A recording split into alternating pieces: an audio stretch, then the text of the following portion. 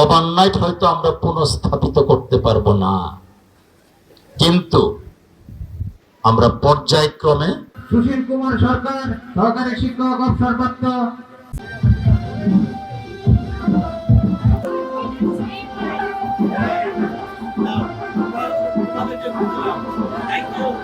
সংসদের মাননীয় deputy speaker জনাব সুশীল চন্দ্র।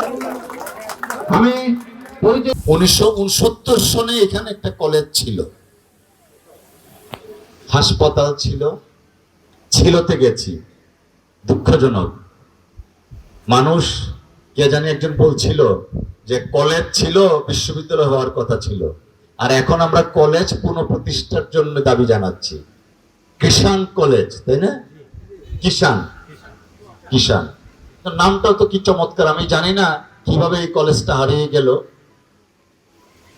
আমরা হতাশ বলে চলবে না, আমরা সকলে সম্মিলিতভাবে যদি কাজ করি, হয়তো ওভারনাইট অর্থাৎ তাৎক্ষণিকভাবে এইখানের যে জিনিসগুলা ছিল, যে স্থাপনাগুলা ছিল, যে প্রতিষ্ঠানগুলা ছিল, ওভারনাইট হয়তো আমরা পুনঃস্থাপিত করতে পারবো না, কিন্তু আমরা পর্যায়ক্রমে সবকিছুই আরো উন্নত মানের স্থাপন করবো ইনশাআল্লাহ।